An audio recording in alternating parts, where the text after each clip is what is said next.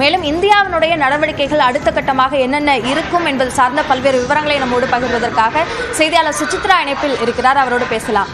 சுசித்ரா, தற்போது இந்தியா பாதுகாப்பு அதிகாரிகள் தரப்பில் காலை 10 மணிக்கு செய்தியாளர் சந்திப்பு நடைபெற இருக்கிறது. அதில் எது போன்ற விளக்கங்கள் கொடுக்கப்படுவதற்கு வாய்ப்பு இருக்கிறது?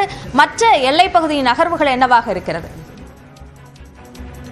சரியாக 10 மணிக்கு டெல்லியில் தற்பொழுது பாதுகாப்புத்துறை அமைச்சகத்தினுடைய அலுவலகத்தில் அதிகாரப்பூர்வமாக இந்திய முப்படைகளுடைய அந்த ஒரு செய்தியாளர் சந்திப்பு என்பது நடைபெறுவது முக்கியமாக பார்க்கப்படுகிறது. இன்று காலை நடைபெற்ற எல்லை தாண்டிய தாக்குதல் மற்றும் அதற்கு தகுந்த பதிலடியாக வழங்கப்பட்டுள்ள அந்த ஆபரேஷன் சிந்தூரினுடைய பேஸ் 1 பகுதி ஆகியவற்றின் தொடர்பான ஒரு பல்வேறு விளக்கங்களை இந்தியாவுடைய ராணுவம், விமானப்படை மற்றும் கடற்படை ஆகியவற்றுடைய முப்படைகளுடைய தளபதிகள் மற்றும் அதனுடைய தலைமை தளபதி ஆகியோரும் இன்று அந்த விளக்கத்தை அவர்கள் 10 மணிக்கு சரியாக விவரிக்க உள்ளார்கள்.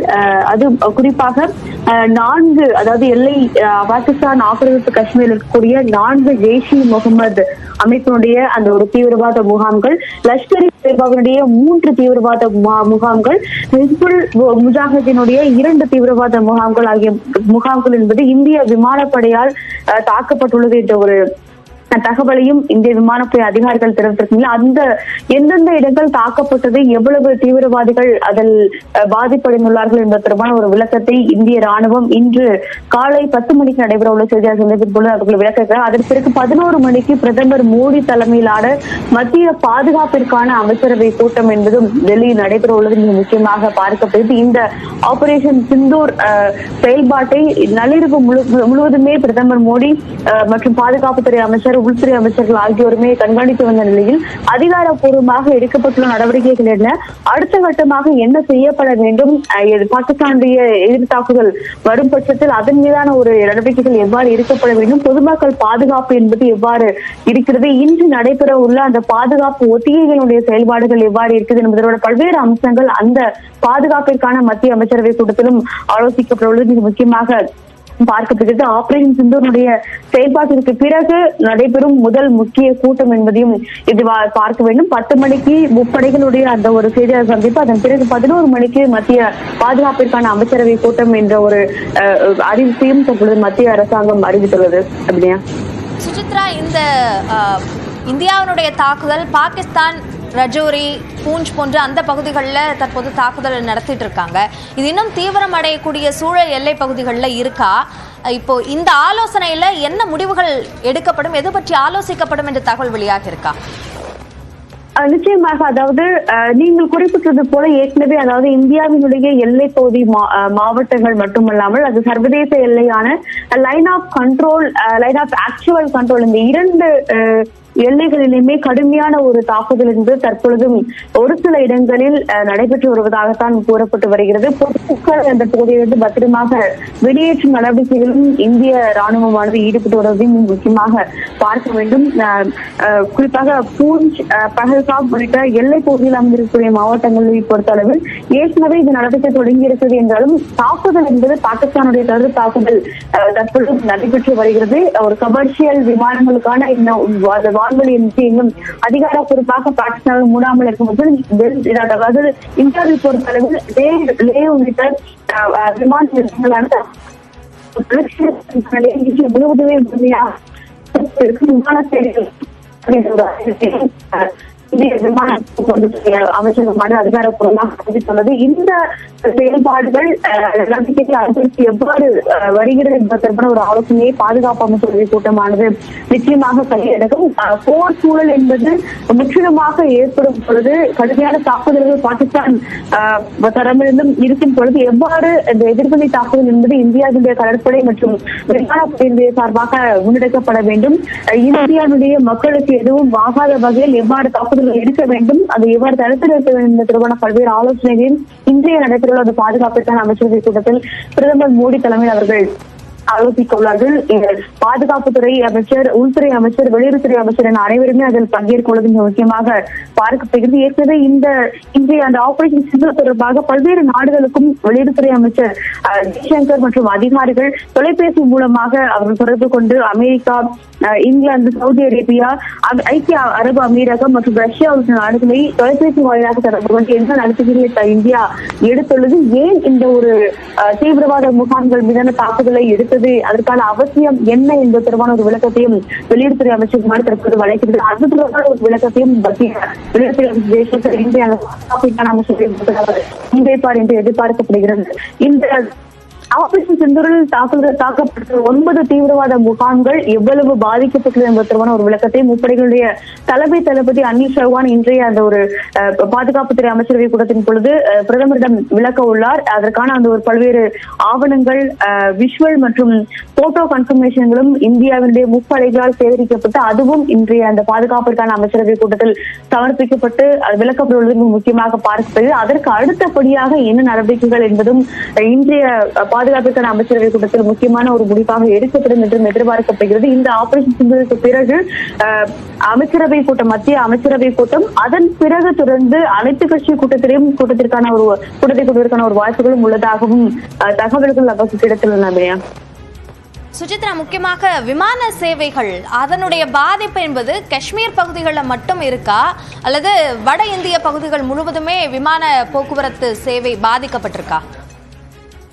பல்வேறு விமான சேவைகள் என்பது கடுமையாகவே பாதிக்கப்பட்டுள்ளது. மிக முக்கியமாக ஜம்மு காஷ்மீர் பகுதி மட்டுமல்லாமல் ஸ்ரீநகர், ஜம்மு, பஞ்சாப் மாநிலத்தில் இருக்கக்கூடிய அம்ரித்சர், லடாக்கில் இருக்கக்கூடிய லே, சண்டிகர் விமான நிலையம், தரம்சாலா விமான நிலையம் மற்றும் ராஜஸ்தானுடைய பிகானீர் விமான நிலையம் உள்ளிட்ட அந்த எல்லை பகுதியில் இருக்கக்கூடிய விமான நிலையங்களில் உள்ள விமான சேவைகள் கடுமையாகவே பாதிக்கப்பட்டுள்ளது. இண்டிகோ, ஸ்பைஸ்ஜெட், ஏர் இந்தியா உள்ளிட்ட விமானங்கள் இந்த விமான நிலையங்களுக்கு தற்பொழுது செல்வதற்கான ஒரு அறிவுரைகளை, ஒரு அட்வைசரி அவர்களையும் வழங்கியுள்ளது மிக முக்கியமாக பார்க்கப்படுகிறது.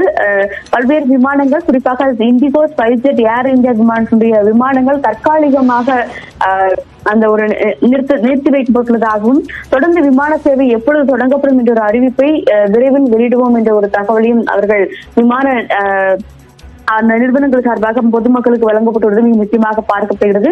இது மட்டுமல்லாமல் இந்தியாவிலிருந்து வெளிநாடுகளுக்கு செல்லக்கூடிய, ஏற்கனவே பாகிஸ்தான் வான்வழி மூலமாக இந்திய விமானங்கள் செல்வதில்லை என்றாலும் அதாவது அரேபிய கண்ட்ரிகளுக்கு செல்லக்கூடிய விமானங்கள் சேவைகள் என்பது கடுமையாக பாதிக்கப்பட்டுள்ளது. இந்திய விமானங்கள் மட்டுமல்லாமல் அதாவது தெற்கு ஆசிய நாடுகளுக்கு அரேபிய நாடுகளிலிருந்து வரும் அந்த விமான சேவை என்பது கடுமையாக பாதிக்கப்பட்டுள்ளதாகவும் பல்வேறு, அதாவது எத்திஹாட் உள்ளிட்ட அரேபிய நாடுகளை சார்ந்த விமானங்கள் அதிகாரப்பூர்வமாக அறிவித்துள்ளது. அவர்களும் பல்வேறு சேவைகள் வழியை திருப்பிவிட்டும் பல்வேறு சேவைகளை நிறுத்தியும் உத்தரவிட்டிருப்பது மிக முக்கியமாக பார்க்கப்படுகிறது. அதிகாரப்பூர்வமாக அந்த கமர்ஷியல் விமானங்களுக்கான வான்வழி என்பது தற்பொழுது வரைக்கும் இந்தியா மற்றும் பாகிஸ்தானால் மூடப்படவில்லை என்றாலும் இந்த விமான சேவைகள் என்பது இந்தியாவில் மட்டுமல்லாமல் சர்வதேச அளவிலும் பாதிக்கப்பட்டுள்ளது என்றுதான் கூற வேண்டும். ரம்யா,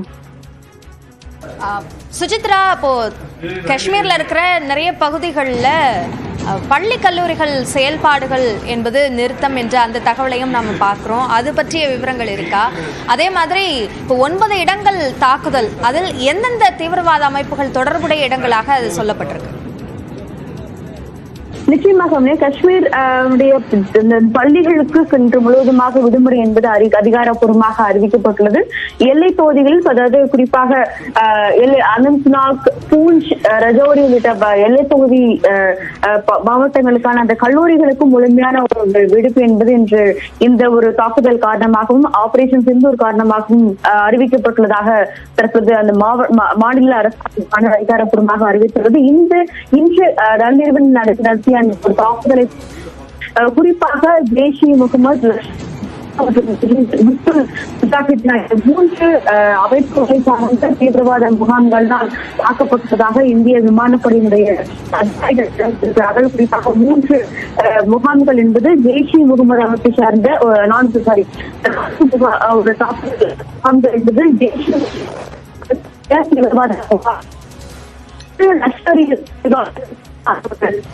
என்றும் அதிகாரப்பூர்வமாக அவர்கள் கூறியுள்ளது மிக முக்கியமாக பார்க்கப்படுகிறது. அதே போல ஹிஸ்புல் முஜாஹிதீன் அமைப்பினுடைய 2 முகாம்கள் இன்று காலை நடத்திய, அதாவது இந்திய விமானத்தில் நடத்திய அந்த ஆபரேஷன் சிந்தூரில் தாக்கப்பட்டு முழுமையாக அவை பாதிப்படைந்தது என்ற ஒரு தகவலையும் இந்திய விமானப்படை உறுதிப்படுத்தியுள்ளது. இந்த 3 அமைப்புகளுமே இந்தியாவில் நடைபெற்ற பல்வேறு தாக்குதல்களுக்கு காரணமான அமைப்புகள் என்பது மிக முக்கியமாக பார்க்கப்படுகிறது. புல்வாமா தாக்குதலாக இருக்கட்டும், அதே போல மும்பையுடைய தாக்குதலாக இருக்கட்டும், இந்தியாவுடைய பல்வேறு தீவிரவாத தாக்குதலுக்கு இந்த 3 அமைப்புகள் தான் மிக முக்கிய பொறுப்பு வகிக்கிறது. தெற்கு காஷ்மீர் பகுதி சுமார் 300க்கும் அதிகமான தீவிரவாதிகளை இந்தியாவிற்குள் அனுப்புவதற்கான ஒரு தயார் நிலையை இந்த 3 தீவிரவாத பயிற்சிகள் வழங்கி தயார் நிலையில் வைத்திருந்தது என்ற ஒரு தகவலையும் இந்திய ராணுவம் உறுதிப்படுத்தியிருக்கின்றது. அதன் அடிப்படையில் இந்த தீவிரவாத அமைப்புகளுடைய செயல்பாடு என்பது அறவே இருக்கக்கூடாது, பாகிஸ்தான் அந்த தீவிரவாத அமைப்புகளுக்கு ஓரிடமாக இருந்து வருகிறது என்ற ஒரு கடும் கண்டனத்தையும் அதிகாரிகள் தற்போது வருகிறார்கள். இந்த ஆபரேஷன் சிந்தூர் என்பது தீவிரவாதிகளுக்கு ஒரு தகுந்த பதிலடியாக 22ஆம் மீது நடைபெற்ற அந்த பஹல்காம் தாக்குதலுக்கு ஒரு தகுந்த பதிலடியாக இருக்கும். அதனுடைய முதல் தொகுதி தற்பொழுது முடிந்துள்ளது என்ற ஒரு விளக்கத்துடன் தற்போது முதற்கட்டமாக இந்திய ராணுவமும் உறுதிப்படுத்தியுள்ளது. அதனை உறுதிப்படுத்தும் விதமாகத்தான் 10 மணிக்கு அவர்கள் அந்த செய்தியாளர்கள் சந்திப்பு டெல்லியில் வைத்துள்ளது முக்கியமாக பார்க்கப்படுகிறார்கள். எல்லை பகுதியில் நடத்தப்பட்ட தாக்குதல்ல 3 இந்தியர்கள் உயிரிழப்பு என்ற அந்த தகவலையும் பார்க்கிறோம். அந்த 3 பேர் யார் யார், பொதுமக்களா அல்லது ராணுவ வீரர்களா? அது சார்ந்த தகவல் வெளியாக இருக்கா? பாகிஸ்தான் நடத்திய அந்த எல்லை தாண்டிய தாக்குதல் பொறுத்த அளவில் 3 இந்தியர்கள், அதாவது சிவில் அந்த தாக்குதலில் அவர்கள் உயிரிழந்துள்ளது மிக முக்கியமாக பார்க்கப்படுகிறது. ஜம்மு காஷ்மீருடைய எல்லை பகுதியான சர்வதேச எல்லைகள் கடந்து இந்த ஒரு தாக்குதலை பாகிஸ்தான் ராணுவம் நடத்தியது. வரம்பு மீறிய தாக்குதல் இருக்கு. அதில் 3 காஷ்மீரி சார்ந்த இந்தியர்கள் பாதிப்படைந்து அவர்கள் சிகிச்சை பெறும் பொழுது அவர்களுடைய சிகிச்சை பலனின்றி 3 உயிரிழந்ததாக அதிகாரப்பூர்வ அறிவிப்பை இந்திய ராணுவம் அறிவித்திருந்தாலும் யார் அந்த தனிநபர்கள் என்ற அறிவித்த விவரங்களை தற்போது வந்து அவருக்கு கைடுகள் பல்வேறு மருத்துவமனைகளில் சிகிச்சை பெற்று வருகிறார்கள் என்ற ஒரு தகவலையும் இந்திய ராணுவம் மற்றும் ஜம்மு காஷ்மீர் மாநிலத்துடைய அந்த மாநில அரசாங்கம் அதிகாரப்பூர்வமாக உறுதிப்படுத்தியது. தொடர்ந்து தாக்குதல்கள் பகுதிகளில் தற்பொழுதும் அந்த ஆர்டிலரி ஷெல்லிங் மூலமான ஒரு தாக்குதல் என்பது ஒரு சில எல்ஓசி பகுதிகளில், அதாவது எல்லை கட்டுப்பாட்டு பகுதிகளில் தற்பொழுது நடைபெற்று வருவதாகவும் பொதுமக்கள் மீது ஒரு குறிவைத்து இந்த தாக்குதலை பாகிஸ்தான் நடத்தி வருகிறது இந்திய ராணுவம் குறிப்பிட்டுள்ளது. அதுக்கு தகுந்த பதிலடியும் ராணுவத்தினர் வழங்கப்பட்டு வருவது முக்கியமாக பார்க்கிறது இல்லையா? சுசித்ரா, இந்தியாவினுடைய ஒவ்வொரு நகர்வும் முக்கியமாக கவனிக்கப்பட்டு வருகிறது. தற்போது எல்லை பாதுகாப்பிற்காக எவ்வளவு வீரர்கள் அங்கு நிறுத்தப்பட்டிருக்கிறார்கள்? வழக்கமானவர்களா அல்லது அங்கு வீரர்களுடைய எண்ணிக்கை அதிகரிக்கப்பட்டிருக்கா சமீப காலமாக? இன்று குறிப்பாக என்ன நிலவரம் அங்கு? நிச்சயமாக அபிநயா, இந்திய அந்த பட்டாலியன்ஸ் எல்லை பகுதியை பொறுத்தவரை கடுமையான ஒரு பாதுகாப்பை அவர்களுக்கு ஏற்படுத்தியிருந்தார்கள். எல்லை பாதுகாப்பு படை, சிஆர்பிஎஃப், அது மட்டும் இல்லாமல் பல்வேறு இந்திய ராணுவத்துடைய பல்வேறு பிரிவை சார்ந்த பாதுகாப்பு வீரர்களும் ஜம்மு காஷ்மீருடைய கடுமையான பாதுகாப்பு சோதனைகள் பார்க்கப்படுகிறது. வழக்கு